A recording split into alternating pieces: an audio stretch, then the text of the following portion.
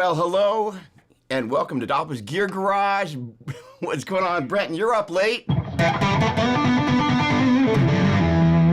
Melissa, hope the walk is going well. Chris Alexander.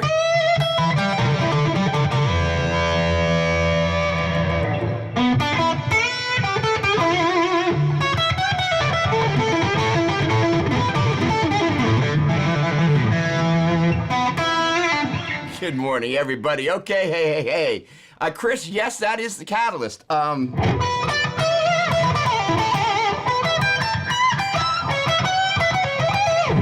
in the process of putting together a new rig with my brand new amplifier back there, but I'm missing a couple of cables in the midst of this studio clean that's going on here.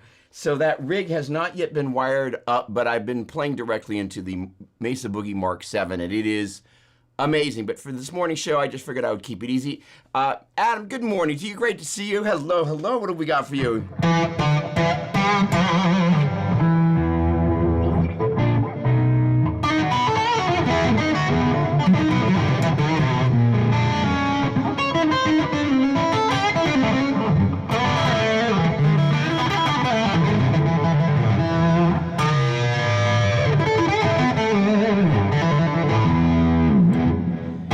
Gaines.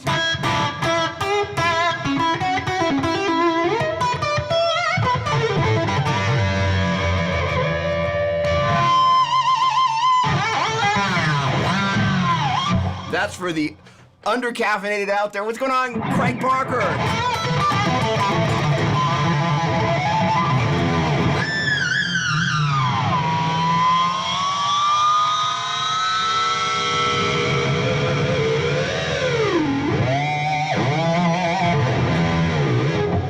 Holy cow. Oh man, do I love playing this guitar. Well, first of all, good morning, or good afternoon or good evening, wherever it is that you may be. Raise them up. Have we got a show for you? All right, first of all, I'm going to be playing on Monday at the Baked Potato in Los Angeles. Super excited. Really looking forward. Kevin Wayne Carr, what's going on? Best shirt in the world, come on, is for you, babe.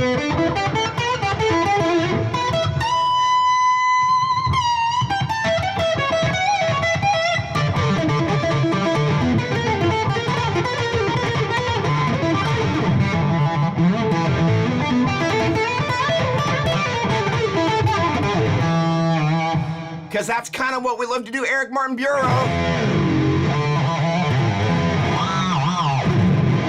You definitely need one of these Floyd Roses. Holy cow.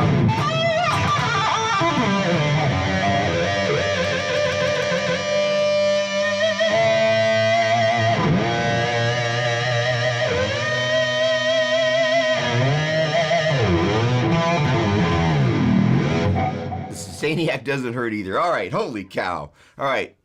So, going to be playing at the Baked Potato on Monday. Super excited, kind of getting my vibe together. And I want to speak to you. Let's start off by talking about inspiration. And let's start off talking about finding your voice on the instrument. I don't care whether you're at the beginning stages of your journey in terms of finding your voice, you're an intermediate or an advanced player. I think one of the things that I'm really becoming very conscious of, and there's nothing wrong with that, you know. Let's see.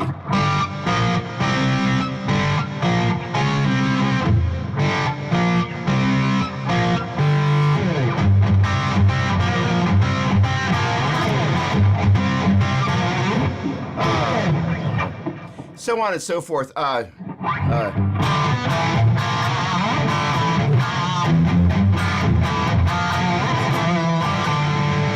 You know, if you look at those riffs,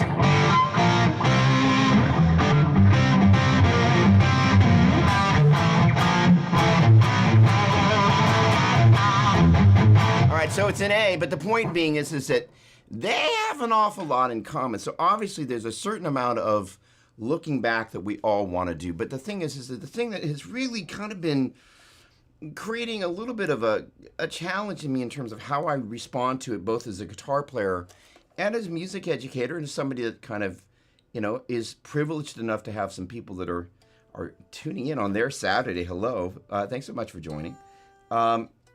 Is what's happening in terms of moving music forward, right? And that can be, for the benefit of your loved ones, for you, your band, the audiences that you play for. And I know Eric, part of one of the things you do is this dime thing, which I absolutely love. So let me be very clear. I want to say this with affection and love, because this is not directed at you. It is not directed to the concept of like, hey, we can get out and play a bunch of songs that people love. I think that's great. What I'm actually talking about is with all that energy in that space, I'm seeing less and less original bands out there playing original songs, and it concerns me because it makes me wonder, what is the state of guitar as we see it, right? Where are things at? Like, where's the level of my microphone? Hold on a second. I need to change my... So the other day I popped this puppy with my headstock and I gave it a good whack on the mic tip, but it's still a little quiet there. Hang on a second. You need to get a little bit more like that. And I need to give you a little bit more love over here on input there, because my level says you're low, and a low-leveled microphone. Testing 1 2, testing 1 2, testing 1 2. Better. Testing 1 2. There we go. Tickling the yellows there. See if the guitar freaks it out. All right, so here's the thing. Why this is so important to me is because I've been on this journey of desperately trying to find my own voice on the instrument. And one of the best things I could possibly share, especially knowing how I feel about all the people that are here, is kind of like how that journey started and how it's basically taken 2 years to kind of get to a place when I pick up the instrument. I'm kind of like,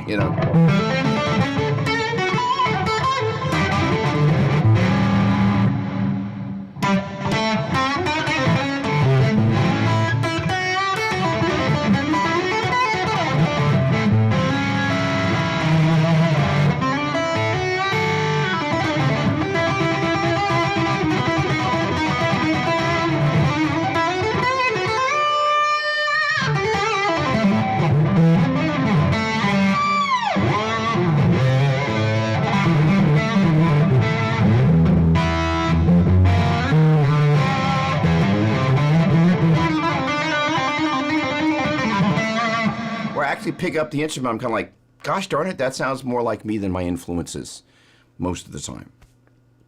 And I would love, and again, and there's nothing wrong with chasing the journey of the people that inspire us continuously to kind of go somewhere, but where we choose to go, I think is the heart of the conversation that I want to start. So I want to encourage you to just literally start taking little pieces of chord progressions. And I spend a lot of times, I'm kind of lying in bed thinking about triads backwards, G, E, C, A, so on and so forth, going through the triads of the keys, C major, G, D, E, A, F, D, G, oh, come on, that's E backwards, B, G, E, C, A, F, so on, D, B, G, E, C, A, F, D, B, and G, C. Think about these things, but one of the things that happens is there's music playing. I'll hear chords happening, and immediately I respond to them, right? So let's just say you've got, let's say we got a minor third, A and a minor third.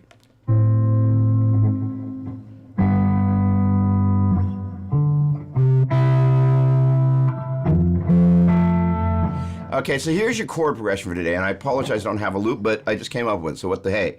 So the idea is these wider intervals. Technically this is an A and a C up an octave, and so some people would call that a tenth. I actually still think of that as the 3 up an octave. So that's basically a baby, as a dyad, I would think of it as an A minor. A minor, let's just describe it as A and a flat 3. G in a natural 3, C in a natural 3, and then F in a natural 3. And basically we're outlining 6 chord, 5 chord, 1 chord, 4 chord.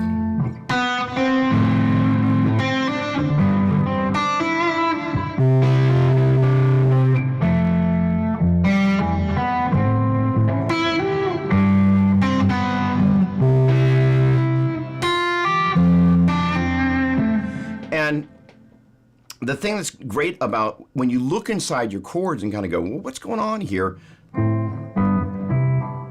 can kind of hear me outlining around that to kind of create a basic melody.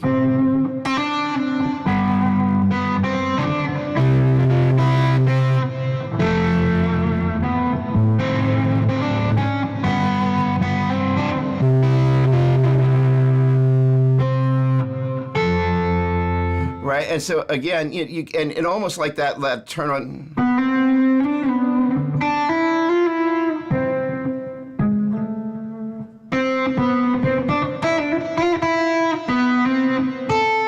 Played better by playing the chords, but that little kind of instead of.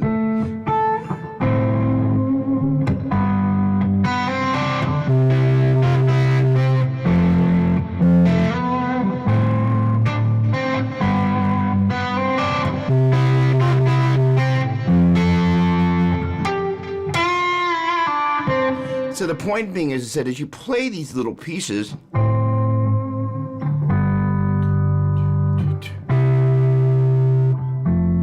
in theory, they kind of stir something. Miguel, what's going on, my man? Great to see you. And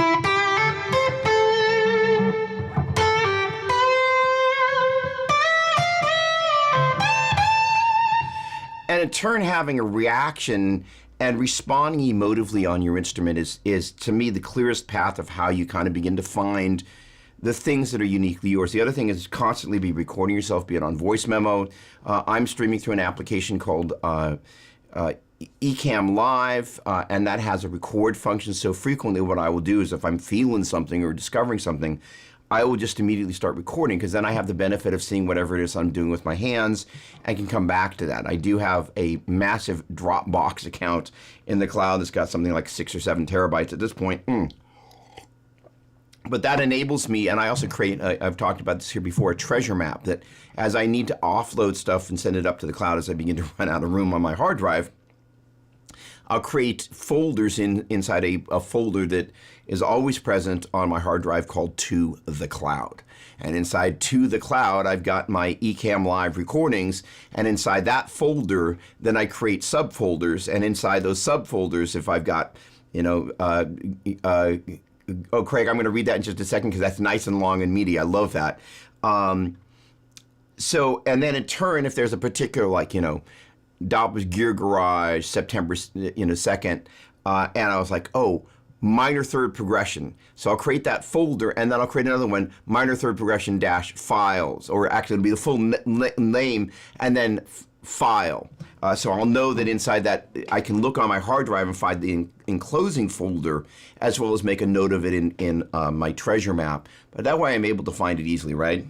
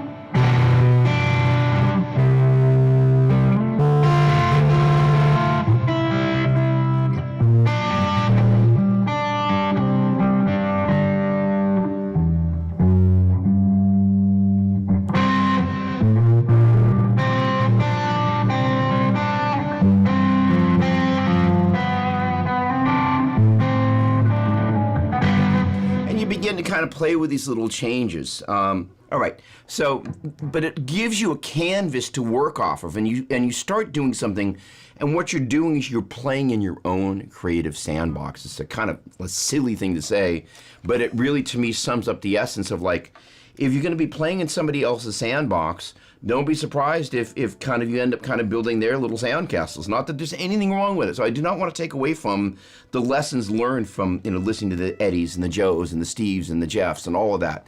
Huge, ginormous. Playing along with their stuff. I play along with Journey ad nauseum because Neil Schon is one of those guys. I'm like, man, if I could play the melodic stuff like Neil does, and and I try not to play along with Joe because I end up sounding, I instinctively start to gravitate and start doing things that are a little too Satch-like. But just for the pisses and giggles, back in 1979 and I think 1980 is when Escape dropped. That was one of the records that Joe and I talked about when I was studying with him, right? And just kind of those were things that we were both listening to. And I just remember, the solo in Who's Crying Now, I spent not just hours, I spent days playing along to that track, trying to feel where Neil was in the track. Not so much trying to get it note for note, but really trying to go, man, the way he's hearing the resolutions, the way he's feeling the time, the way he's massaging the vibrato, it's kind of the perfect solo. It's really, and the funny thing is that in thinking about that, if you think about the solo from Always, or the melody from Always With You, Always With Me,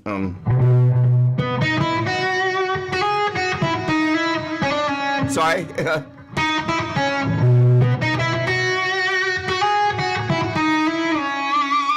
Right? It's such a beautiful melody.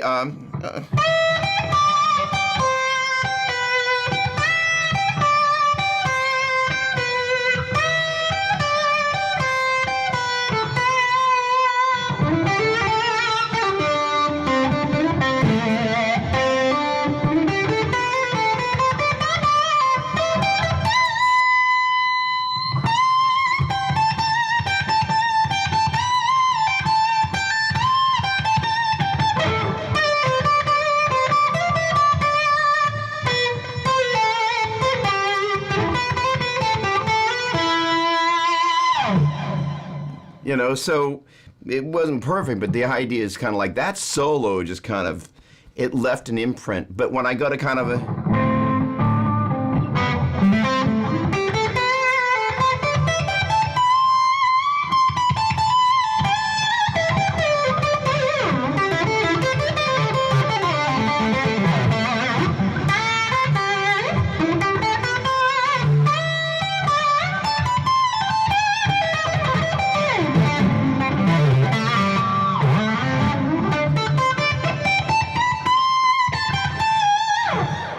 then you can kind of draw upon that without it feeling like you're playing in the sandbox too much, at least for me. All right, Craig, let me check in here.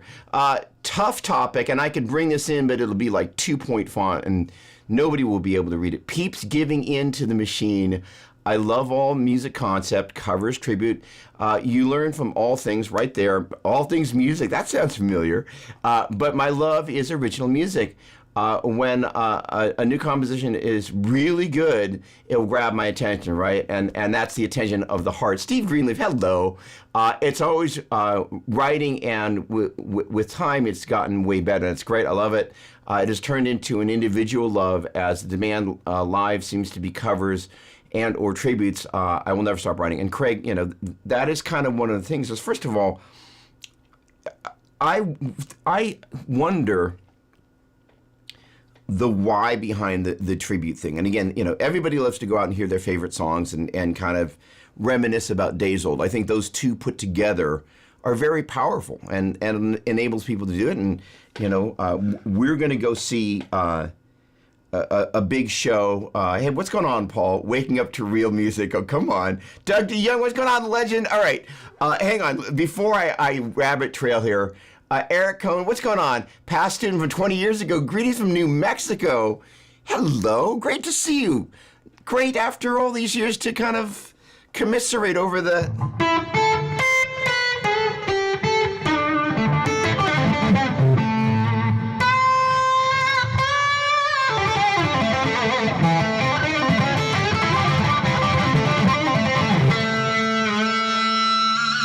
the guitar. Welcome, my friend. Great. Thanks for tuning in.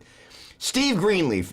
I think that technique, focus, diligently practice scales, arpeggios, etc., can lead to formulaic playing which follows naturally from one's practice routines. Your fingers go where they know. Deliberate choices of wider different intervals can lead to more melodic choices and are truer to one's musical voice. So, Steve, so first of all, I kind of introduce Steve every week, so I think at this point everybody knows that Steve is a dear friend of mine from high school. I'm not going to date Steve, but I will say I was in high school a long time ago. And, you know, it's an interesting, there's so much meat on the bone, so let's see if I can take that without rabbit trailing too much. Number one, intervals.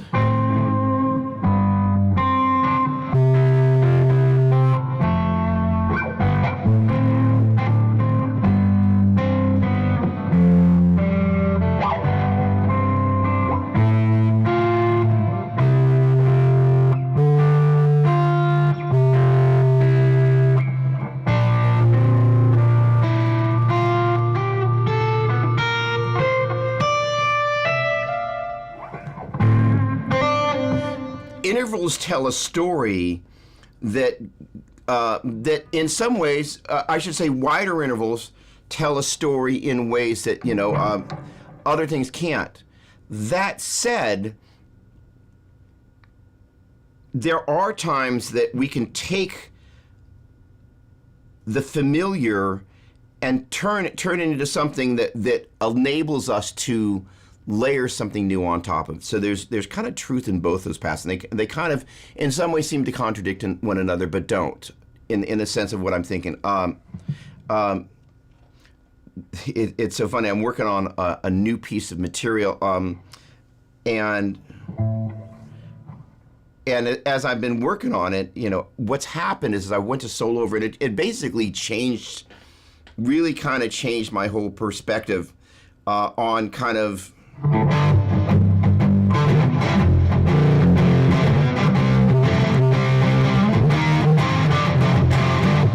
on soloing, and I was able to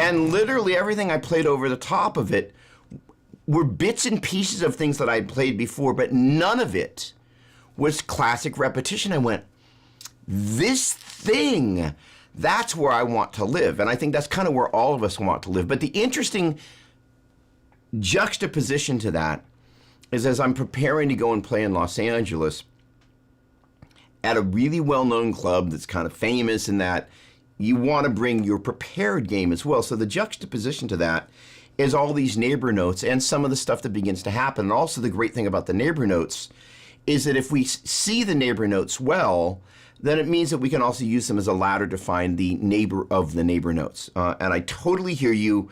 And in essence, you're talking about the very essence of what I'm trying to get at, which is like, hey, most guitar players have a tendency to play shape-based things that usually have one note being in succession harmonically to the other, and if they slide up the neck, it'll usually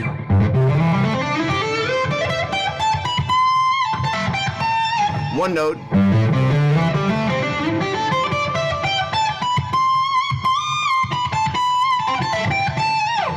is going to be the neighbor note of another.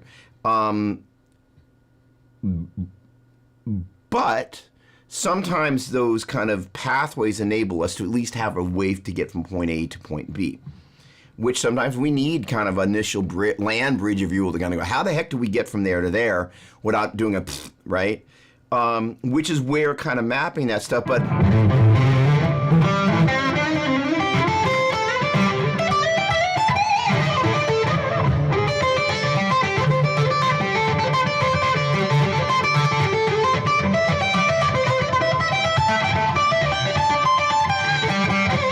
so there you kind of begin to go, all right, let me set up shop. And it would. And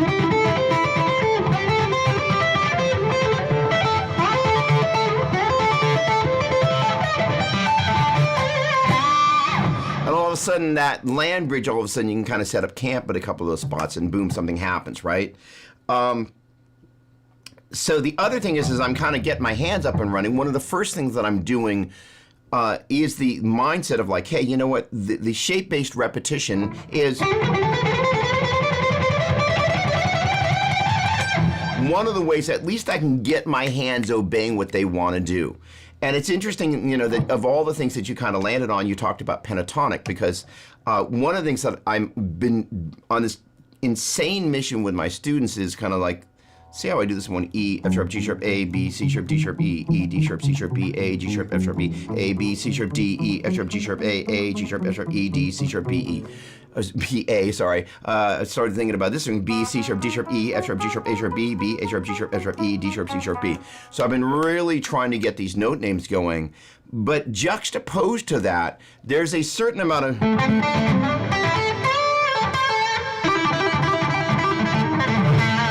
shape-based nature of the guitar that I was like, well, let me make sure that I'm not missing this with my students. So I'm going to throw something at you that's going to kind of combine some of that stuff. If you took the G major 3-note string mode,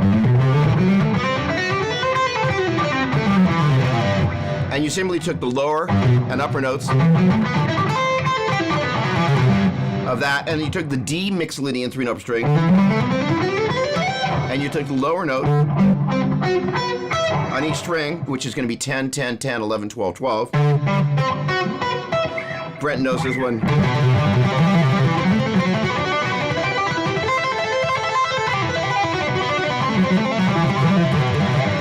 So it's interesting, Steve, that you mentioned, kind of shapes and patterns and arpeggios. What I really loved about that is a really great vehicle to kind of lean into, if you will, the shape-based playing that kind of makes the guitar so incredibly unique. And it's one of the things that we love. For example, if we're going to play a 1-4-5 in B flat, not necessarily the most friendly of keys, but we can just outline.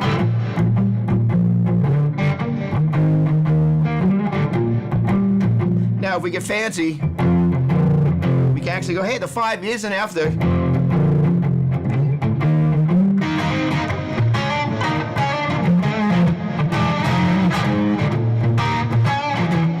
And I can use that shape-based nature. Point being as follows: it's all of the above. The danger of playing only patterns and only arpeggios and only playing in the same keys is we play the same thing by repetition. So your point is absolutely correct. And it's one of the journeys that I've been on. It's like, how do I not regurgitate the same crap over and over? And I think my learning point for the week is like, if I put myself playing something different is going to come out. And again, it gets back to my earlier point, which is like, hey, if I give myself something that is kind of ironic, I'm like, here, play this. But I was kind of pulled down in the moment, like, hey, I don't know, let's.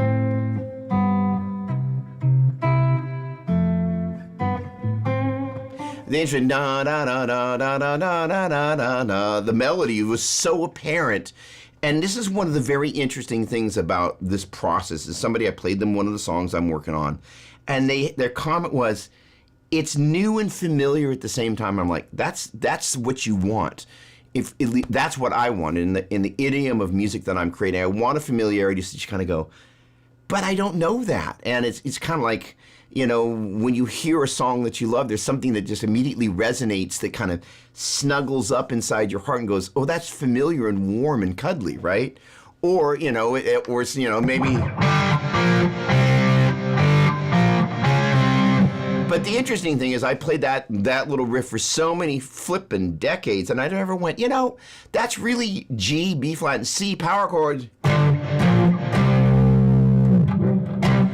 I need a string change here, and the guitar is misbehaving a little bit today. It's got stage fright for Los Angeles. But that's a G, B flat, and a C power chord in first inversion. It's like, that's the 5 and the 1 of G, the 5 and 1 of B flat, and the 5 and the 1 of C. I played that for so many years, never even occurred to me. I probably played that last week, but the point being is like, that's just like, it's so cool, and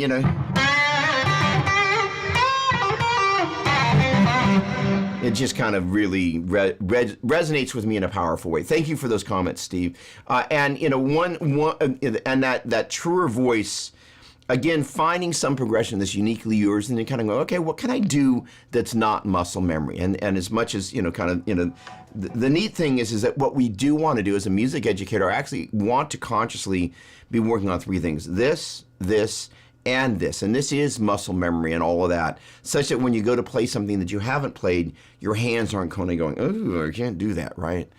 I think it's all of the above. Oh, I got more people here. Hang on. Let me scroll. First of all, hello. Bobby Valdez, hello. Mark Delecky, what's going on, my man? Great to see you. Hello, Mr. Seattle. Okay, Steve Christian, what's going on? Holdsworth Scott, sorry, I'm getting ahead of myself. Let me scroll down in proper order. Andrew Matthews, hello. Okay, waking up to real music. I love that. And again, we want to stir something. All right, Doug DeYoung.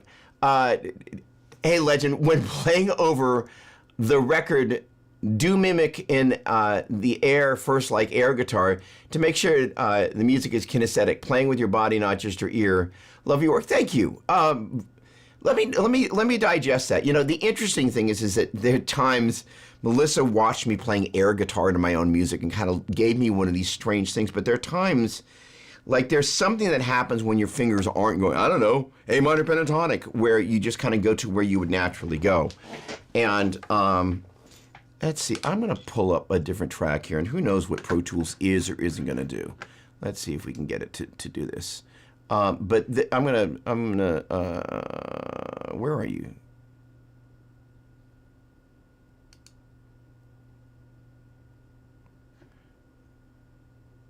I'm glad I'm seeing this thing. There we go. I actually didn't label this track. I didn't name it. I just kind of started it. Okay. There we go. Good. All right. I'm just gonna pull up the vamp at the end of this puppy, and who knows what Pro Tools is or isn't going to do. Vamp. There we go. Let's get to you, and where is our drum pattern? How about that? Let's get to, how about there? No, how about the vamp? The actual vamp.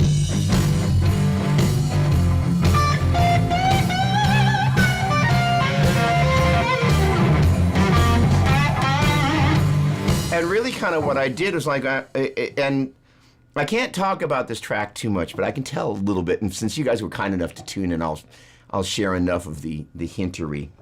Not too much. In theory, there's going to be a special guest on this song. So part of what I was doing was panning one guitar a little bit to the left, another guitar to the other, and kind of started playing. Well, okay, well, if the one guitar player was going to play this, they would play, for a second, then the other guy would kind of this call and response thing. And in the act of doing that, I kind of ended up, instead of playing a continuous solo, I had to decide, I'm going to play set ideas. And something happened. A switch just kind of went, oh, okay.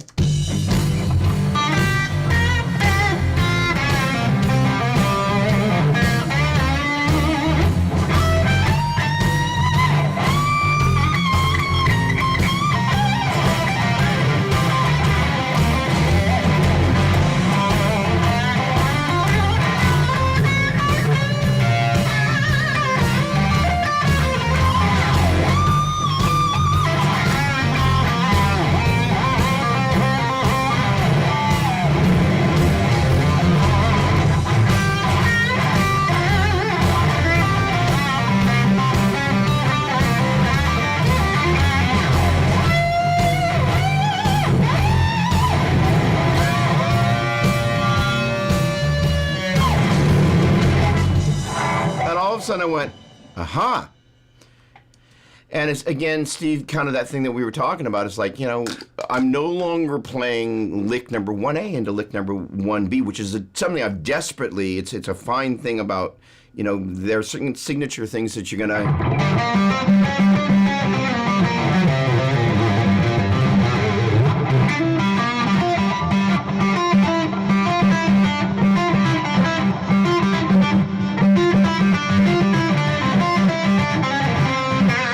that are kind of, you'll start to do, and you just kind of one day you do kind of like, ooh, remember that. That's where this bit, and kind of recording it on whatever, so you can actually see what your hands are doing. That's why it's good to have this kind of camera here, so you can kind of go, hey, right hand, what were you doing there?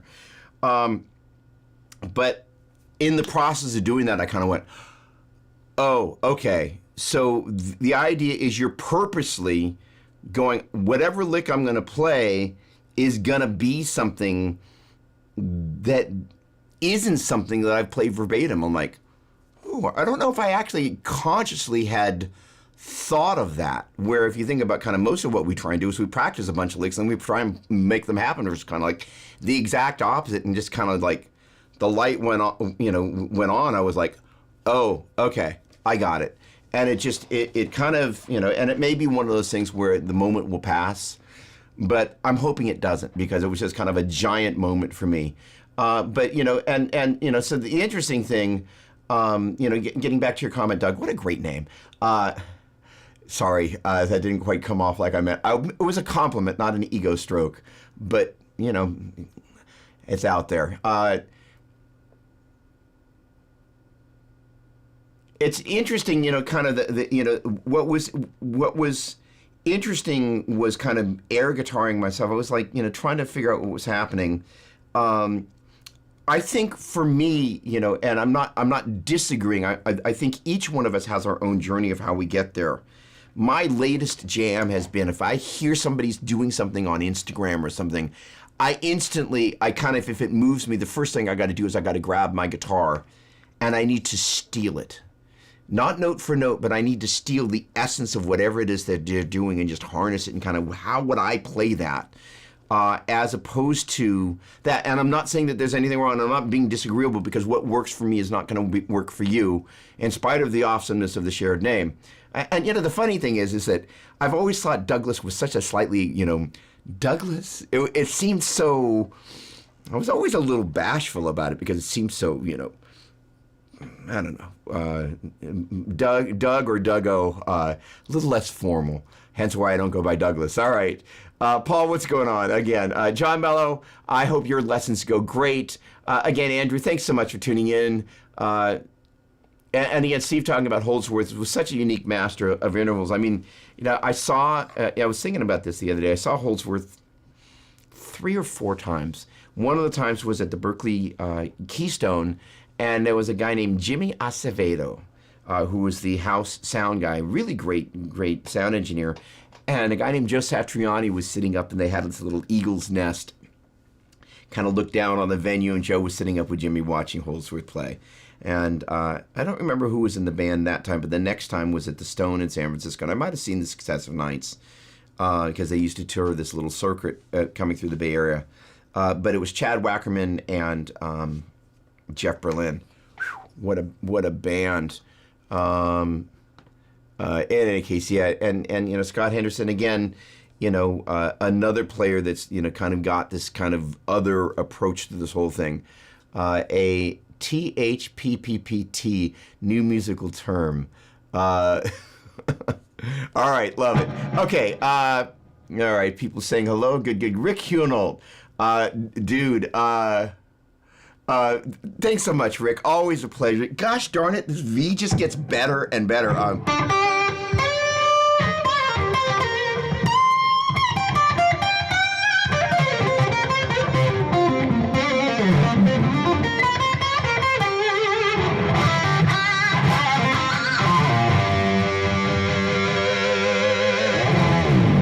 And the thing that's kind of cool about it, and Rick, I know you can appreciate this, it's getting scuffed. Hold on, there we go. They're on the B cam there. It's like it's getting played. We've still got some tape on the back because we're making some other changes. But I love the fact that, like, this guitar, look at this thing. I'm not babying this thing. I'm not abusing it, but I just love the fact that it's about a year old. In like 10 years from now, this thing is going to just be kind of just naturally worn to whatever, but it gets better and better. Michael Hodge, what's going on, man? Thank you. Great to see you. And this shirt is really kind of like...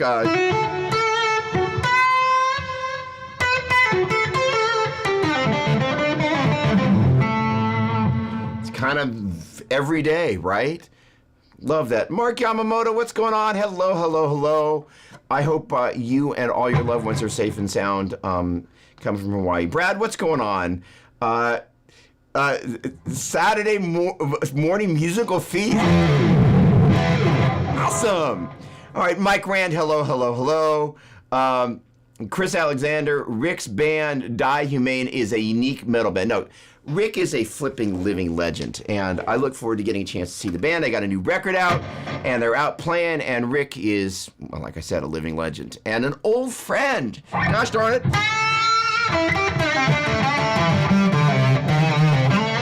Mark Turvey, what's going on? Great players, holy cow, there's great guitar players in the room here. All right, focus. So my buddy Chris Alexander had a couple of questions and is always so good about sending stuff through, which I just love. So let me pay a little homage, because last week he sent some stuff through and I put it up on my extra computer and then I never got back to it. All right. So yeah, we've got a guy named Kyle Abbott, who also goes by Kyle Brian Abbott, who's going to be playing with us. He's one of the guys that's part of the Team for Dreamcatcher events. He's going to be playing with us in Los Angeles when we play at the Baked Potato on Monday. And super excited. I have actually, up until this point, not played with Kyle, so we're going to rehearse on Sunday and a little bit on Monday. He has like a YouTube platinum button because he's got this drum channel. Not doing as much with it these days as he used to, but like tons and tons. You don't get that, but they're not giving those buttons away. Tons of plays, great player, lots of versatility. So does his playing change the way you're going to approach the songs? The answer is it's invariably going to do this. So Angeline Saris is the bass player who's played on both the instrumental recording sessions for the basic tracks as well as the vocal tracks. And then we're going to head back into the studio on October 11th and 12th and record additional songs for both the instrumental album and the vocal album. John Coonaberry at one point said, well, you know, they're not albums, they're EPs. And that has just been bouncing around the back of my brain for months. And finally I went, okay, we're going to make both of them albums. And so initially I was just going to go in and do it with the instrumental one, but then I was just kind of like, you know what? No, let's do it with both of these, because I'm already going to have Zorro, the drummer, in the studio for the first day. And he was like, you know, by the time we're done doing tones, you know, it may spill over into a second. And I thought, you know, instead of, you know, fighting the studio, let me make it work for me. If we're going to spend, you know, a third of a day setting up drums and getting tones, and then try and, you know, do whatever in the rest of that day that may spill over into the next day, why don't I just purposely spill over into the next day and get a bunch of stuff done? So that's what we're going to do. It's going to be myself and Zorro and Angeline Saris, you know, tracking to a click, recording the basics, then I'll come back here and finish the stuff up. The thing that's very exciting about that is we get a chance to add some new songs. So I wrote a new vocal song this week. We are probably going to do a cover for the vocal album, which is something that we hadn't done before, but one of the things that Caleb Johnson, American Idol winner, and unlike, how do I say this nicely? American Idol was never quite my thing. In many ways, I'll go so far as to say this, and again, let me do this without insulting anybody who is in a tribute band or loves, you know, going out and seeing tribute bands. I think there's been a societal shift towards imitation versus innovation. And I think that's a dangerous thing when it comes to creatives. I look at the San Francisco Bay Area, there has not been a band or an act that had a major influence that's come out of the Bay Area since, I think, when I say major influence, I mean like kind of like, you know, people would know them if you were walking down the street somewhere in Europe, said, oh, blah, blah, blah, Counting Crows. They'd be like, oh yeah, love Adam Duritz, right? They may not be able to mention anybody else that's ever been in the band, including Steve, the drummer, my buddy, but who's no longer in the band. But the point being is that, you know, they would definitely know of the band. And basically what happened is again, change is part of the natural process. But what happened is all the .coms moved in, all the rehearsal spaces got transformed into .com/tech things, and now all of a sudden tech's on its way out, and San Francisco's a shambles. Chances are there'll be some very good angry music coming out of San Francisco again sometime soon. Given, you know, again, you know, one of the neat things about players like Rick, you know, when you hear the people that were involved in the birth of the thrash scene, they weren't just listening to metal, they were listening to punk. There was a vital punk scene that was happening in the Bay Area. You know, if you went up on Broadway on a Friday night, you were going to see probably, on depending on the night, more punks. And we're not talking about, how do I say this nicely? I don't want to insult anybody. I would call them designer punks. And we're talking about people that were punks. That it was a different thing. In any case, there was something raw, non-imitation, non-formulaic. The whole point, it was non-imitation, it was non-formulaic, and it was raw. And it was scary. Okay, you're not going to get scared by a kid with spiked hair and studs on his metal jacket on the BART train coming in from the burbs. Those folks that you would see in the alley next to the On Broadway and the Fab Mab. Those people scared me. No, it was a good thing. In any case, out of that came some great music. So in any case, it's the Bay Area. Well, Rick, first of all, I wish you guys great success, and hopefully you'll be carrying that torch of great bands coming out of the Bay Area, because you certainly have been an integral part of the awesomeness that has made the San Francisco Bay Area musical mecca. So there you have it. All right. Let's see. Brad, thanks again. Okay, good. Kyle is a freaking beast. Love that. Love jamming with that kid. Clark, what's going on? Hello to you from Tennessee. I love playing in the South. Forbidden is back. I mean, there are all these great seminal bands that came out of the Bay Area. And the great thing is a bunch of us studied with this guy, Joe Satriani. So I know Rick was another former student of Joe's. So yeah, every drummer you play with, the vibe is going to be different. It's actually one of the conversations Angeline Saris, the bass player, and I have been having, which is like, we really, one of the things that we're trying to figure out is, Kyle's in Los Angeles. We want to find the right drummer that's in the Bay Area, because every time kind of at this point that I'm going down to LA, I'm spending a small fortune, and then kind of on, and then then I come up here to bring somebody up from Los Angeles. There's all this thing. So on the practical sense, one of the things that Larry Mitchell has really tried to motivate me towards is like, look, when you can't afford to bring the band, have different backlines that are available in different areas, and it's certainly worked really well for him. So the idea of having a drummer in Los Angeles and a drummer up here means that, if I need to play in Los Angeles, I'm not paying for a drummer, their gas, and all the stuff right now. In time, I want one drummer. This is one of the things that Angeline said. It's like, look, you have to change up our whole vibe. It's way more work for the bass player to kind of find their groove in the midst of all of this. The other side of that, though, is a great drummer isn't always available. And so it's an interesting side conversation. So, yeah, and Kyle is great. So I'm really excited about getting a chance to see what's happening with Kyle. Ultimately, if they were at the point that things become more serious, Zorro, the drummer, he's in Sacramento. He's the guy that, when you hear both albums, I can say that now and actually go albums. He's the guy that's played on there. His playing is superb. As great as any drummer that I could ever want. He's a great friend and a brilliant player, great live and great in the studio. But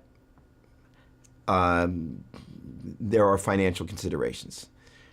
True Video finally got boogies. Yes, so there's a little bit of boogie going on here. I am very happily a boogie endorser, a Gibson boogie endorser. Oh gosh, I will get this one day. Let's see if it's, all right, okay, I get it. I can use the guitar neck. So that right there is the brand new Mark 7. And I'm going to be bringing that down to Los Angeles. I picked that up earlier this week from the good folks at Mesa Boogie, and it is an obscenely phenomenal amplifier, and it's got a ton of really great features, and I'm going to be doing a bunch of video content around that. But in particular, the things that I love about it is that it's got the cab clone IR, which as I've been wandering around, hold on, let's go this way, and it's on that side. There we go. I can use the guitar buddy. So that's the Mark 525, which I put in a little carry-on bag and flew with to Nashville, and it was great. And then that's the JP2C. So kind of in kind of reverse order, those are the amps that I've been using in combination with the Power Stage 700 right there. and there was an initial batch of Seymour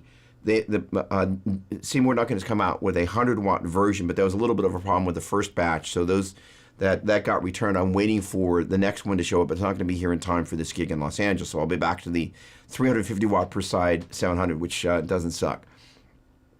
But basically, the Mark 7, what I love about it, it's got the cab clone IR, which has great IRs in it, and it is a reactive load box. And basically, I've been using that on both the JP2C, gosh darn, I'm going to get this, the JP2C there and the Mark 525. They have cab clone, but you can't choose which cabinets are in there. The Mark 7, they have changed that. And you have your choice of 8 different cabs, and you can upload your own IRs. I am besides myself about this. For direct recording, you don't even need to use a reactive load box because it senses when there's a load and when there's not a load. And in turn, I'm going to come out of that into that rig there. So, and it really is a phenomenal amplifier at every level. The thing about the JP2C by design, gosh darn it, all right, it's on the body side. There we go. The JP2C by design, with what John does with Dream Theater, they wanted the clean channel to not break up.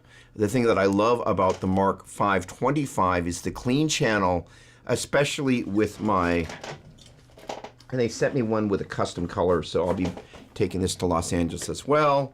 That is the Eddy Boost drive. That is my absolute favorite drive pedal. The other thing is there is a device here called the Underliner from my dear friend Dan at Gig Rig, also of Dan at that pedal show. And that I'm going to be putting into the rig as well. And basically what it does is it sits inside the loop, and you can remote control boosts that do not affect your tone at all. And that little device is going to be really important because there are times when the band goes from loud to loudest that you wish you just had a little bit more, so you don't always have to, back off on the volume control. And sometimes you just need more, and so that box is all about being able to preset more. And then all that stuff is going to be kind of MIDI'd together. There's a company that a guy named Thomas Gebrand, I think is it, that they make this witty wireless MIDI that I'm also going to incorporate in the rig. I don't know if I'm going to have a chance to put the wireless MIDI in place with the rig before I go down to Los Angeles, but it's going to be a really cool rig, and I'm so excited about the boogies. They sound amazing, and they cut through, but still they're warm, and it's just like, and the experience of two things. One, watching Andy Timmons at the jam, you can always hear every note that he plays when he's jamming, sitting in. The other was at the various Petrucci camps when, seeing John play. And as much as I'm a huge, oh gosh, come on, really? All right, fractal audio fan, the Axe FX lives with me, as does the FM3 that's also here, and the FM9. Like Joe and Steve and John, I'm primarily using them for the effects because they're just so great. So I'm going to be putting together various different types of rigs and sharing some free presets around how to kind of make that stuff sound great live, and also how to get it front of house and all of that stuff. But the thing about listening to John Petrucci play versus a number of the folks that play at the camps, it's just so different hearing John's amps coming off the stage, just pushing you back in the chair, versus the sound of even the best modelers in the world coming out of the PA. It's just kind of night and day. And I went, this is what I need to be doing. So thank you very much, True. Really, really, really, really appreciate it. Gary Whitesides, what's going on? We were down at Filoli not that long ago, having a wonderful time, of course, thinking about you. Great to see you, my friend. The reason for the change you were talking about is, this is Adam, by the way, Mikowski, is artistic style cannot be avant-garde forever. The rebels think, we think of are already well done, and the whole big revolution and their anthems became. So, it's an interesting thing. There was a documentary that I watched last night as I was kind of lying in bed trying to get a really good night's rest, but just kind of allowing myself to just power down on the making of Pet Sounds. And it was really interesting. They'd come back from, doing all these tours, and Brian had written all these songs about cars and, surfing and girls and schools and all of that. And he wanted to do something radically different. And, part of it is they talk about, the Beatles showing up at this hotel in London, I guess, hearing kind of, the mix of Pet Sounds and going, holy cow. And Paul McCartney sang of the song God Only Knows, getting goosebumps, that it was the perfect song. And you just listen to the magic of what he did, Brian Wilson that is, and you just kind of go, you got to dare to actually go someplace that nobody else has gone. That's what I love about guys, that like Rick, who kind of went, just because, rock and metal have been this, we're going to do something that hasn't been done. And the impact that thrash has had is undeniable and continues to be undeniable. And I love that because they dared to think and do something different. And they reacted. And I love that. Jerry, what's going on? How you doing? Great to see you. Mark 7, obscene amp. And my favorite thing about it is that the interesting thing is I really liked, gosh, all right, I'm going to need a guitar so I know my left from my right in my rear view mirror. So if it's over there, my favorite thing about the Mark 525 is that when you get it cranked up going into the 700 watt power amp, the channel, the voicing that I liked on the lead channel was the Mark V, and I thought that was interesting. So I knew that was probably going to be a good thing when I kind of moved up to the Mark VII. And true enough, of all the great channels that are in there, the Mark VII is the one that for me is kind of my go-to vibe. And so I couldn't be happier because it is literally the Mark VII channel. It's the signature channel of what is the signature boogie amp. And I am so thrilled to be, part of that family, part of that team, part of that crew. And, I couldn't, I've known those guys forever. Doug West is I would call him a friend. And, when I went to Nashville, the artist relations team there set me up with a cabinet that I was able to use for that trio of shows, and they just treat me like family, and it's a great feeling, especially being a slightly older dude. It's really, really nice to feel that cared for and be that cared for. It's a very special part of the canon. Apparently, I cannot explain the whole thing in here in a short comment, Adam. It would be accidentally, it would be academically papered to explain it all laugh out loud. Adam, I look forward to getting the full download because, here's the thing is the great thing about the era that we live in is we have access to music and musicians and thoughts in ways that we didn't in years past. And I really love that's one of my favorite things about kind of this whole Saturday morning thing. It really keeps me kind of plugged into more than just kind of what's in my head. And that's huge for me. So Chris, yes, the Fractals do have a boost built in. So is an external pedal better? Great question. So here's the thing is that I am, the thing about the Gig Rig underliner is it is specifically, it's an analog circuit designed by one of the most trusted guys in the business, that pedal show. I mean, they have a ginormous following. I've known Daniel since before that show started. He's a great guy. And what this enables you to do, let's say I happen to go somewhere and I don't have the Axe FX with me. And I know I'm going to need a solo boost. Pop that puppy in the loop and boom, I'm ready to go, right? And it just means that everything that you need to have happen, this magic, happens without having to depend on the sound guy to actually control your fader. There was, as I was watching Carol Kay playing on those Beach Boys sessions, or the Brian Wilson sessions is really what they were, and he had the Beach Boys come in and do guest vocals. At one point she's playing a maple-necked Fender P, and then at another point she's playing a Rosewood board. And the funny thing is, it's these 60s, they were new vintage 60s P bass. It was like, you can see the knobs and just like, oh, wow. Just brilliant instruments that were brand spanking new then, right off the shelf. And I kind of thought, I wonder why she reached for the maple and versus the Rosewood on that particular session. And I sat in with Joe Satriani and Neil Sean almost 20 years ago.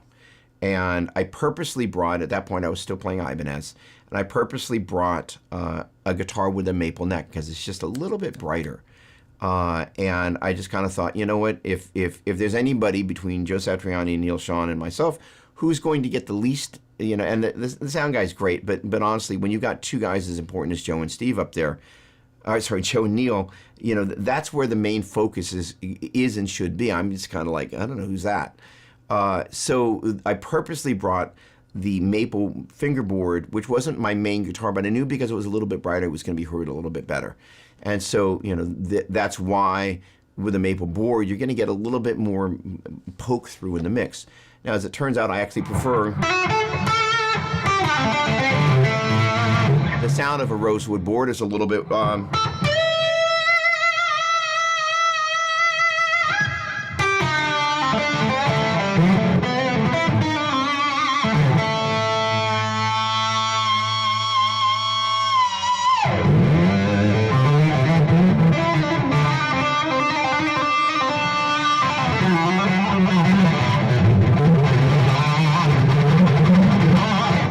It's a little bit, it's a little bit more refined and not quite as pokey.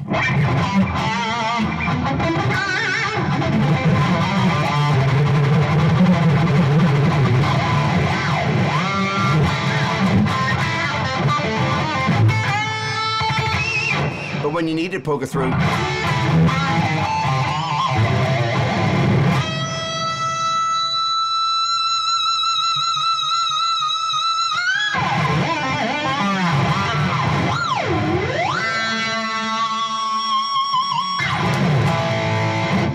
it gets the job done really nicely. It's just it sits really nicely. There we go. What's going on, Brent? What's happening? Yeah, let's see. This will probably be legible. Let's see. There we go. Great bass player, and you know it's really interesting because you look at the Fender basses from that era, and very few of them had a maple board. And Brent is a great bass player. Hello, my friend. And it's really interesting, you know, and I prefer the sound of a rosewood board, definitely. My go-to bass that I kind of live with, I'll be back, I'm not disappearing, hello, is this little gem. It is not vintage, but this is an American Original 60s P bass. That is my recording bass, and I absolutely love this instrument. But you know, it's just it's home. It's you know the thing that was great about these basses, and Brent has an original '60s Fender bass that I have not seen in person yet, but I have seen him playing the pants out of it in video, and I've seen some photos. It's just gorgeous. But the thing about those basses that Fender really, and the American Vintage 2, I think is the new vintage line. And those instruments are great. This particular bass, be it the color, because you can fall in love with the color, if we're really honest. You know, and you know, I think the thing that I love about Fender is like, hey, you know, we can make it better. This one, it was basically just perfect. It's everything that I've ever wanted about a P bass.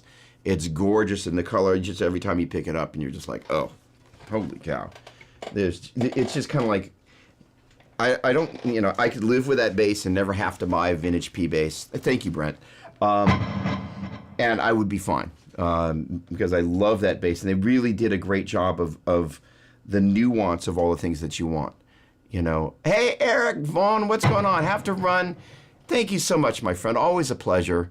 Eric is one of my faithful students. Came to the Dallas International Guitar Festival, which is the first time I played any of these songs live. Sat in with Larry Mitchell, and then also played, you know, thanks to Larry. Larry said, hey, Doug, play a song. And so, you know, then one of my favorite parts, what's going on, Brandon? One of my favorite parts of this journey is all the great people I get a chance to meet and then become friends with.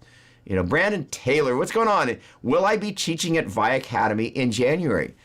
Yes, I will be. Gosh darn it. And I got an email. I'm not going to go digging for it as much as the temptation is there. But they called us the Dreamcatcher All-Stars. I think it's the name for Larry Mitchell, Stig Matheson, myself, and there was another guy that I'm going to forget. Come on. Old man brain forgetting. Oh, well. Okay, in any case. Yes, yes, yes, and yes, gosh darn it.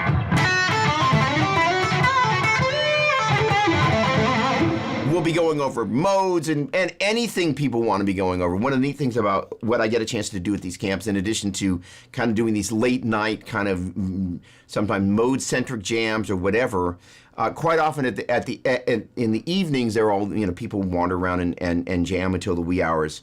And quite often what I'll do is I'll kind of host a jam, but we'll play something, and then I'll give people some tips on like, hey, try this or try that. So it's kind of, we jam, but then we're like, all right, now, hey, try this and try that. So people get a chance to try on some new ideas. And then also over the course of the camps, I've been doing these 15-minute lessons. So it's really neat because it gives me the opportunity to kind of help people get some personal hands-on, one-on-one time in the framework of this very kind of, if you will, camp in concert function. So it's really a lot of fun. They're so much fun.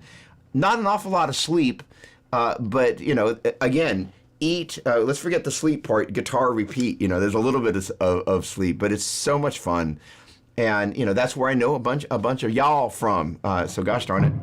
Okay. Now let's see here. Last week, Chris had another question that I didn't get to, so I want to get to that real quick. That's a great question. Will there be any acoustic guitars on the upcoming releases? Yes, first of all,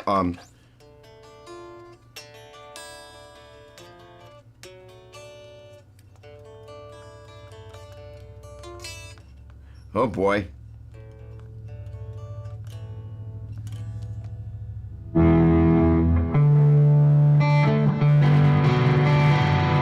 There we go. It took me a minute. Hang on a second. Let's see. I was listening to this just the other day. There's a song called Falling, which is kind of our, dare I say, come on, where'd you go? Come on. There we go. Come here, little gooey. There we go.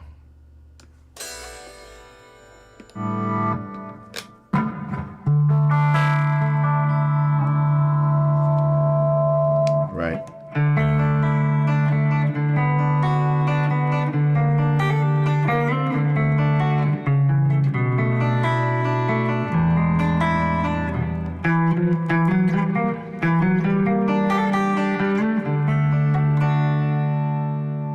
See if I can play this right this time.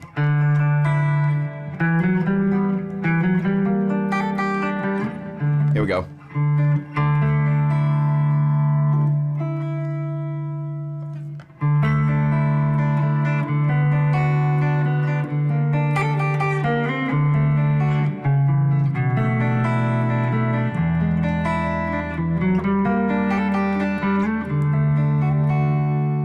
So that's the outro of a song called Falling. I just,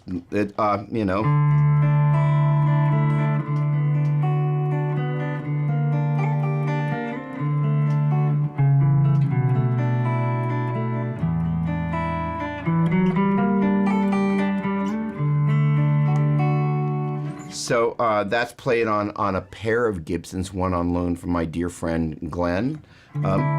Another that the good folks at Gibson set up, and it's just basically double-tracked acoustic guitars, and they were recorded here, and John Cuniberti loaded me a very nice, expensive microphone. I spent a bunch of time. Love that part, though.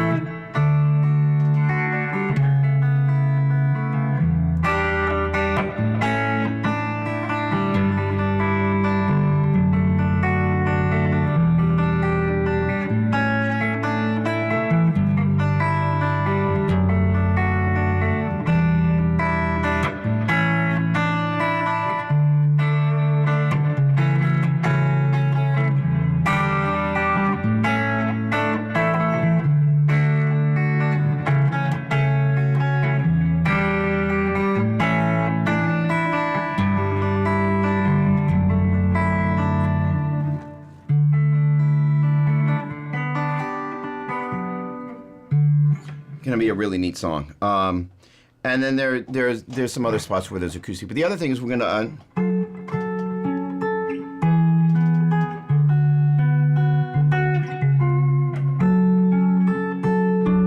I haven't decided whether I'm going to do it in F sharp or E. A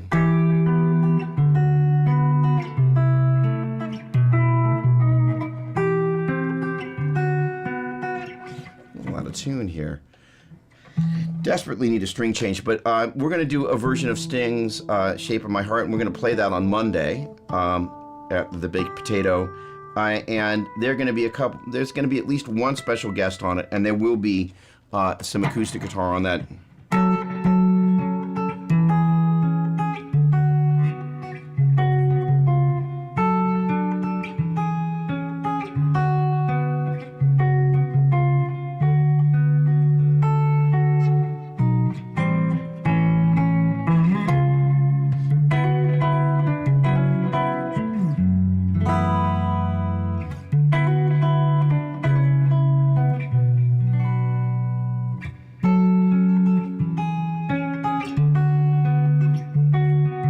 Sorry. I'll be practicing that tonight. But it's such a beautiful part, right?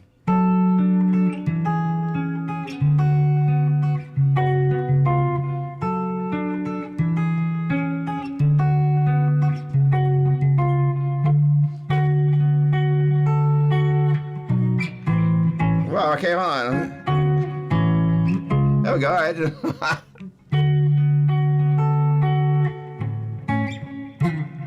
That's how we practice, right?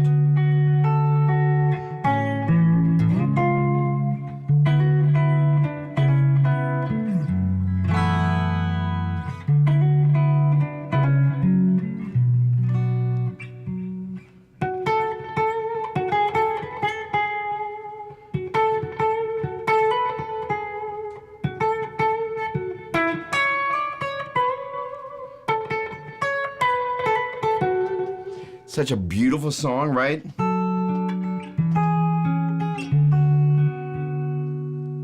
I have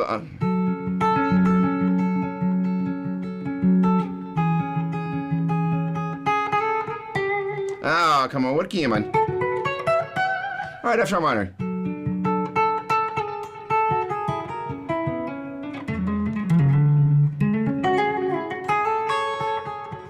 I'm gonna write some sort of intro.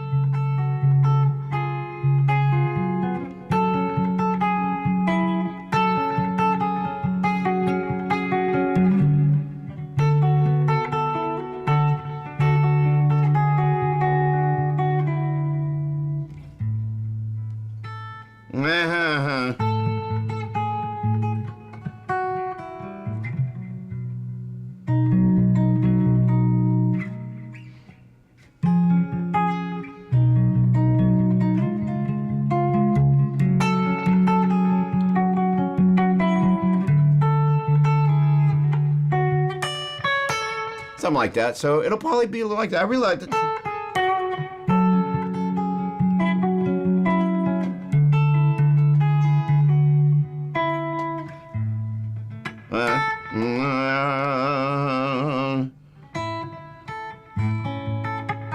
Don't want to get the sharp 4 there. Oh, open A.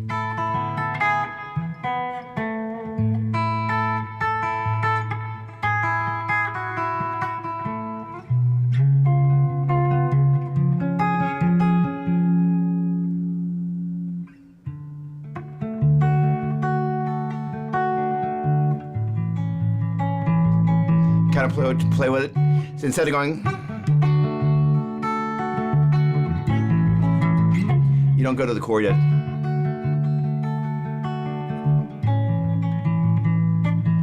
Back.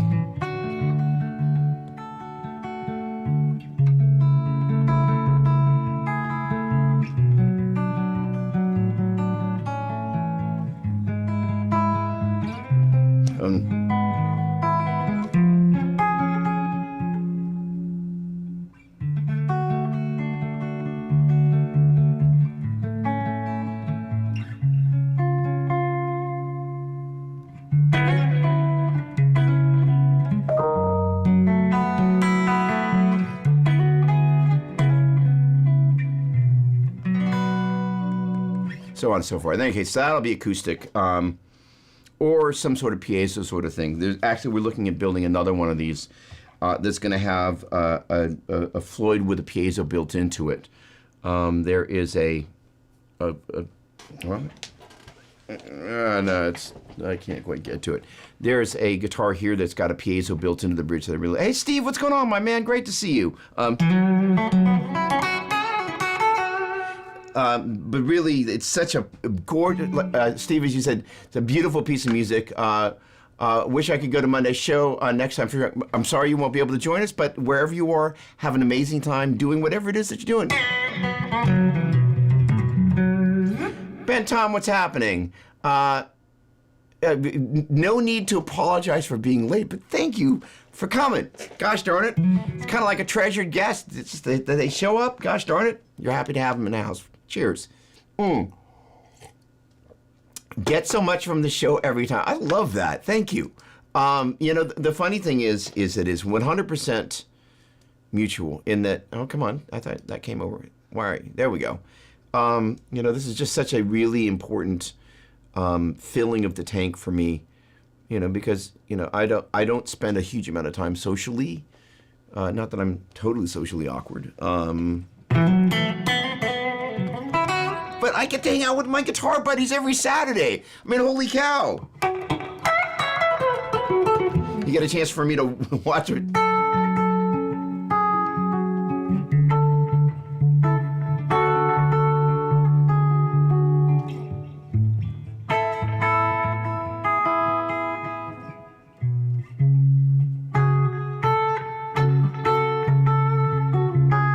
There we go.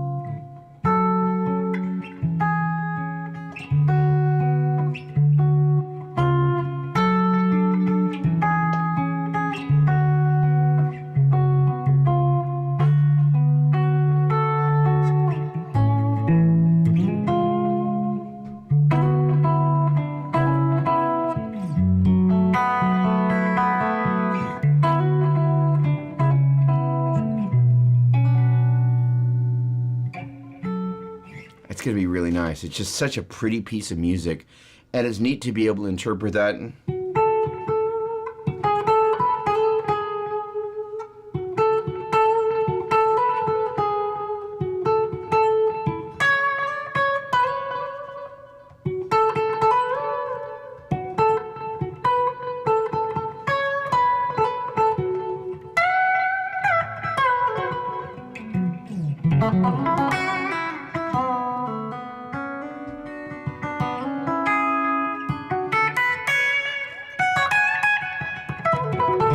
The other thing is when I find a piece of music that like hits that,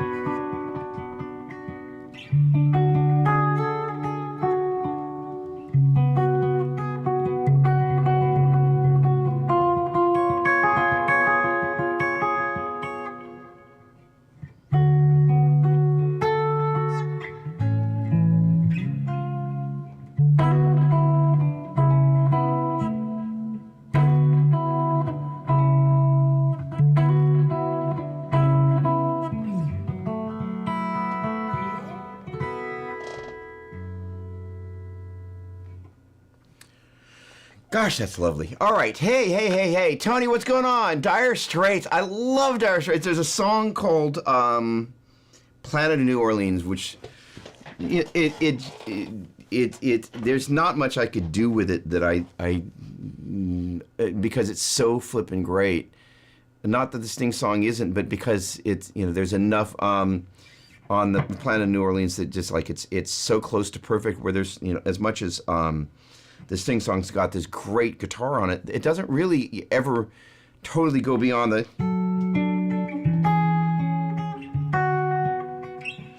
and it just kind of, that's the part which is so great, right? But the thing about the Dire Straits song Planet of New Orleans, there's just all the stuff that Mark does. It's so good.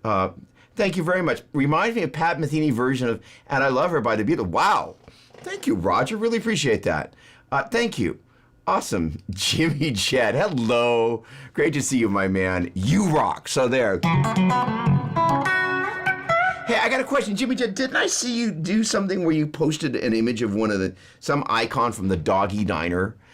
So question is, did you ever used to go to the Doggy Diner in any of the Bay Area? I am a legend in my own mind. Holy cow.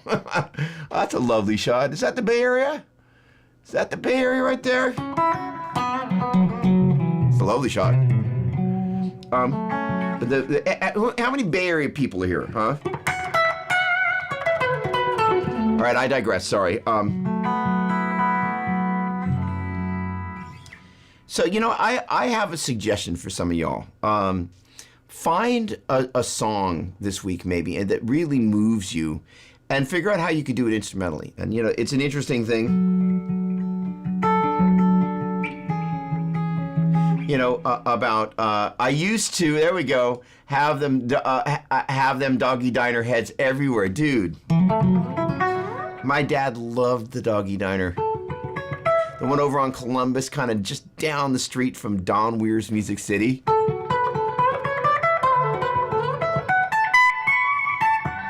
The Eagles, again, another great band. Just, it's so funny, there are these influences that just kind of, what's amazing about, and again, my apologies to anybody that's not from California.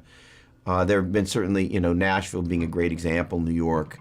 But we really are so fortunate. So much great music has kind of come out of California, and the people that came here to kind of create a musical statement,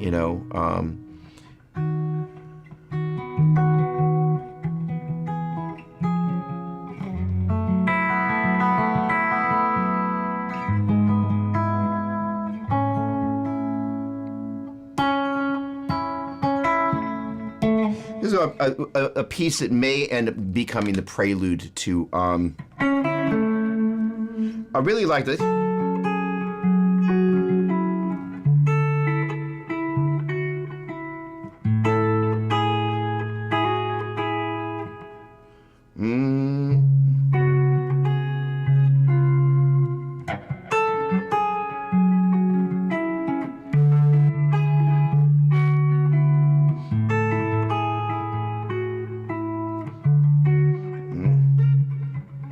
How the hell do I play that chord?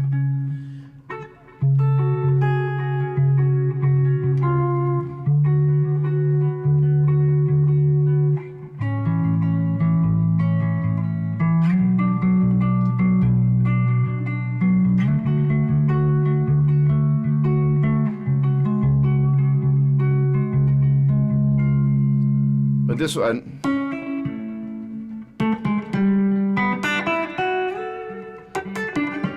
Sorry, is one of the contenders of an kind of an interlude to it.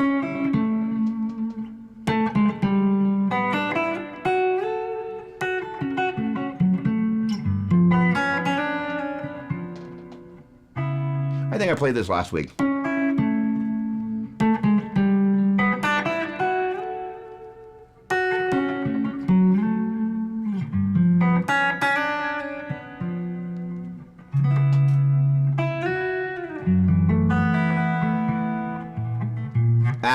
B.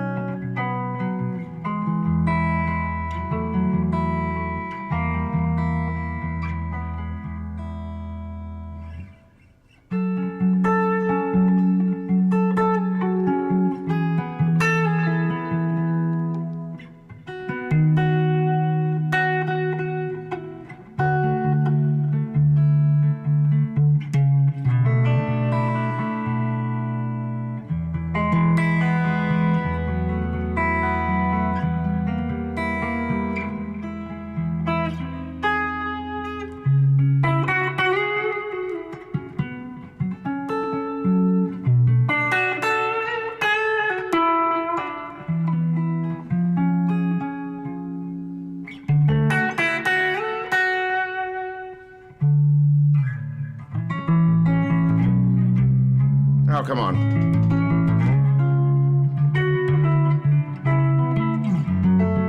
Anyway, something like that. It is the Sting song, gosh darn it. Yes. Well,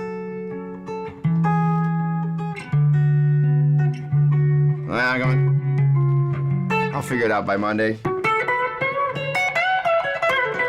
Right on the money there, my man.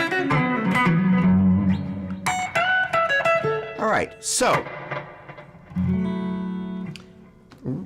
my dear buddy Chris Alexander had a couple things that he mentioned in the email to me last time. Yes, all right.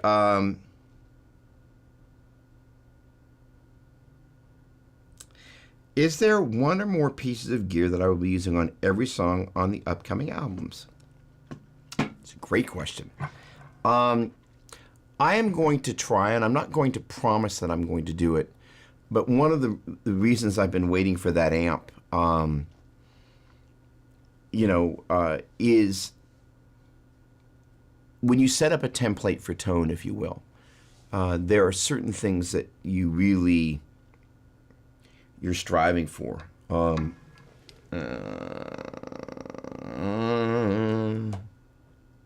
Okay, I can do that here. Hang on. That you're striving for.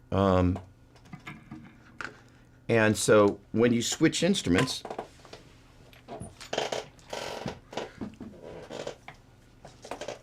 that template is one of the things that has a tendency to shift as you're doing that. And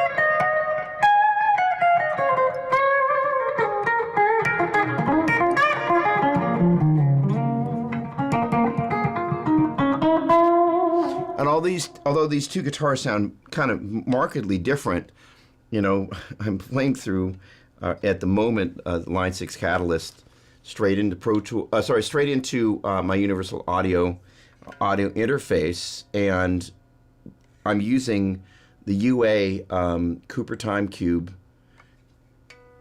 if you will, in parallel processing with the Universal Audio Lexicon 224 reverb, and those two sounds got a little bit of a challenge in that it has become, because I've spent so much time using them, it's become one of the templates for tone that I really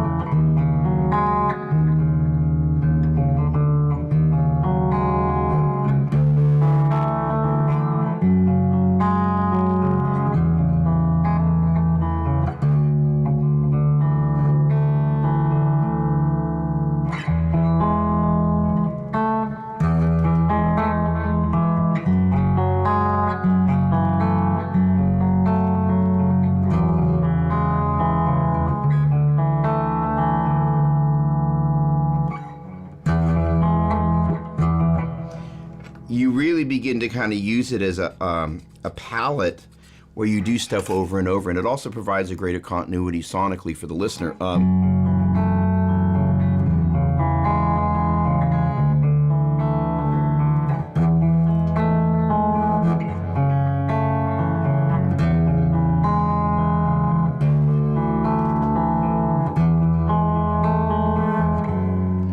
Having a little problem getting that chord to play perfectly in tune.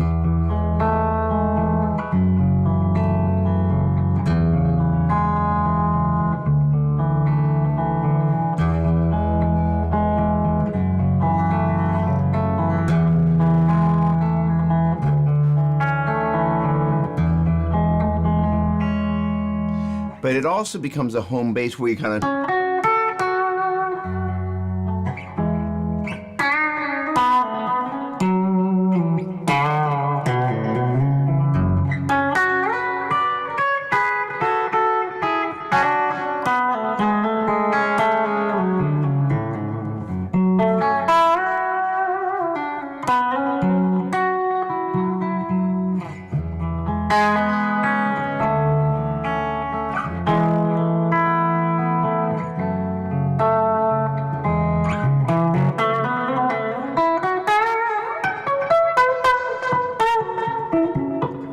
So to answer the question, without guitar, there are certain palettes that if you can kind of go to and make it the home base, then it creates again this kind of this thing that pulls an album together. It's really tempting when there's as much gear floating around that you're like, oh, I really want to use that, and I really want to use this, and I really want to use that. Just because you can throw everything at whatever it is that you're working on, it's not always the best idea in the world to do that, because you kind of now have created so much variety. It was interesting, Melissa and I went out to dinner the other night, we were listening to Jeff Beck Wired. And as you listen through the songs, he's changing not only from the guitar, but he's changing tones left and right. And I'm like, gosh, was he doing that in real time, or were they just kind of going back and forth between the tracks? It's impossible to tell because it's seamless, and it is Jeff Beck.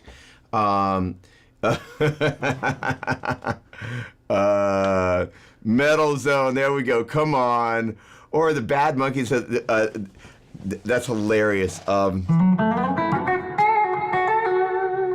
Actually, the pedal that I'm loving, and I will again go ahead and say I absolutely love this. This is the Eddie Boost Drive from the good folks at Messiah. There's Messiah Guitars, but this is my favorite drive pedal.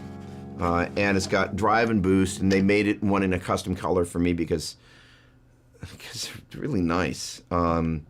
But this is really kind of, with the Mark V 25, enabled me to kind of have a third channel. It's just great. And it just, is a great sound. In any case, the palette that you get, that if you can find something that really enables you to sit and evoke, sometimes you purposely want to change it up because it draws something different out of you. But the other thing is that sometimes when you're trying to, there's something that I refer to, and I'm going a little esoteric here, so bear with me. But it's what I refer to as a long moment.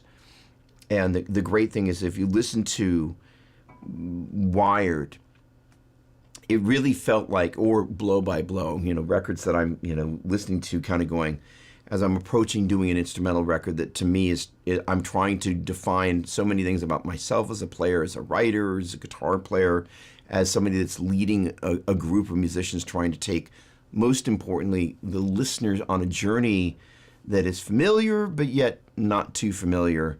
Comfortably familiar, but not repetitiously and boringly so, that you can go through the course of the album and kind of go, wow, there weren't any crappy songs. That was one of the goals. And the other is to kind of make it such that they're enough alike that they work together, but different enough that as you move between them, you're like, wow, that's really different. And really, if there's a goal, the goal is that actually people are kind of like, I want to listen to that one again.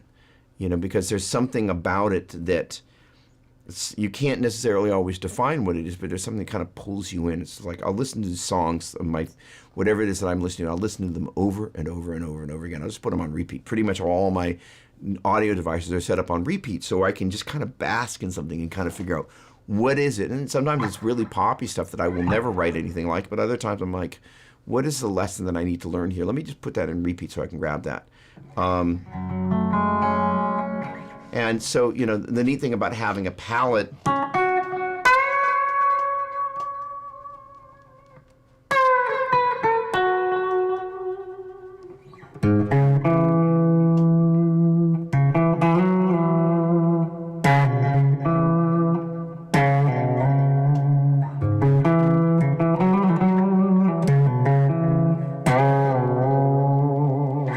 that enables you to kind of elicit something borrowed, something found, and then,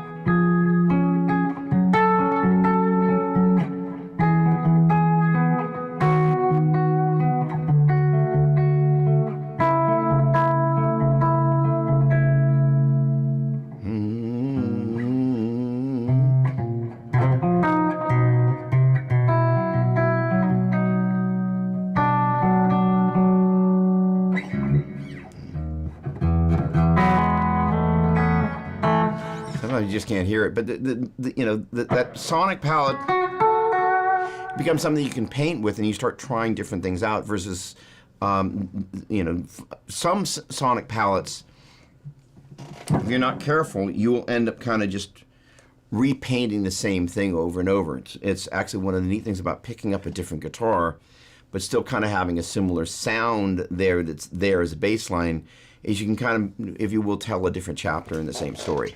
But the concept of writing songs as a group, especially putting out a recording, regardless of how big or small the audience that you're shooting for is, and nobody makes a recording thing, only like 2 people can hear it, I realize that.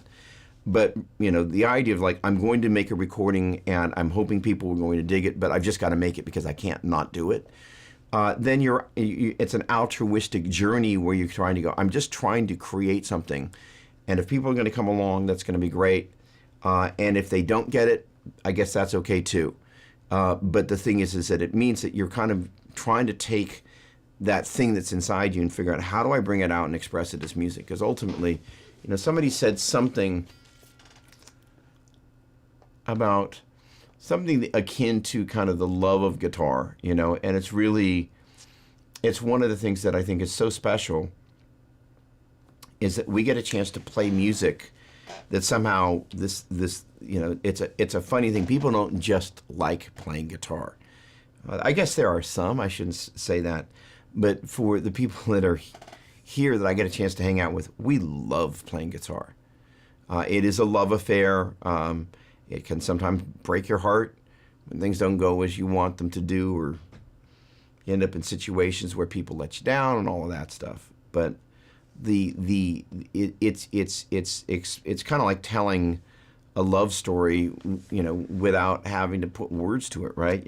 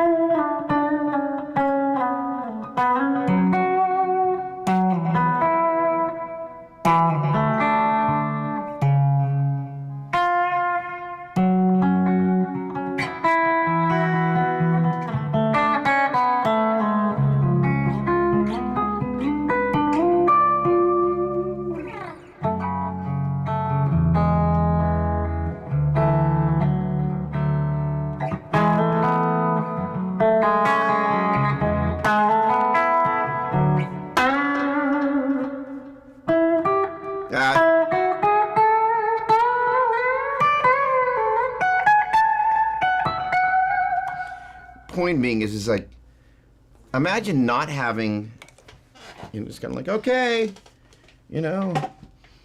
how do I express that without a guitar? Impossible. Just kind of like, or for some of my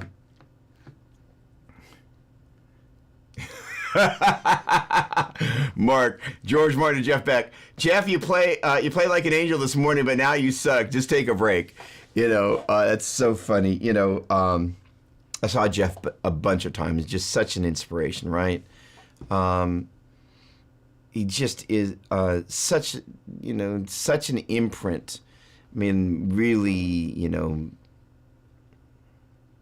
kind of almost impossible to believe that he's gone. But I guess, the thing that he did was he left such a, again, kind of almost the perfect example. Because of the very fact that Jeff Beck didn't do a huge amount for the majority of his career around lyrics, but has had such a profound effect on guitar, kind of sums up that kind of like, I don't know, what happens when I pick this thing up that doesn't get expressed with words, right? So, I want to encourage each and every one of you to kind of put some little loop up or do something and try and pull on that thread and find a little bit more of yourself this week. And I'll do the same, because the great thing is an incredible journey of discovery. And I will say, after kind of spending 2 years really just going, I think I can do this. but I'm not sure. And finally feeling like, in kind of in a period of weeks almost kind of going, I think I can see this coming together. I would just want to encourage you to just like, it's a matter of persevering the course and just kind of going, you know what, you just got to stick with it, and it takes time. If learning to play is about the 10,000 hours, learning to play and have it sound like you is another 10,000 hours. But that's, a really valuable 10,000 hours, such that you kind of go, and in closing, because I got to take a little break here before I start teaching, I want to encourage each one of you to just kind of go, what is it that you do that's unique on the instrument? How can you pull that thread a little bit further every day, even if you're not necessarily playing, but kind of going, what are the essences of the things that you love and that are unique to what you do? Even if you haven't discovered how to put them on the fingerboard, what would they be? For me, I was very clear, kind of there was this kind of guitar harmonica sort of vibe.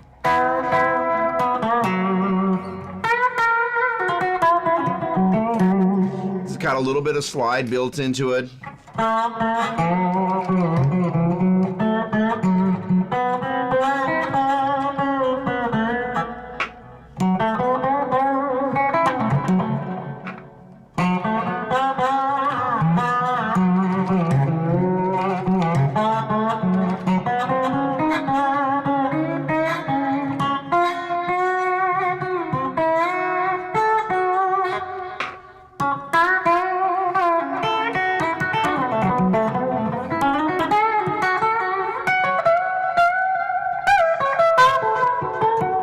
Gosh darn it, it's taken a lot of time, but kind of like I was like, I'm just gonna keep pulling on that thing until I can feel that, like I'm starting to, like, it's almost like it's a thread, and after a while you have enough stuff that you can begin to start knitting it together. It's a crazy analogy, but that's really what it's been like.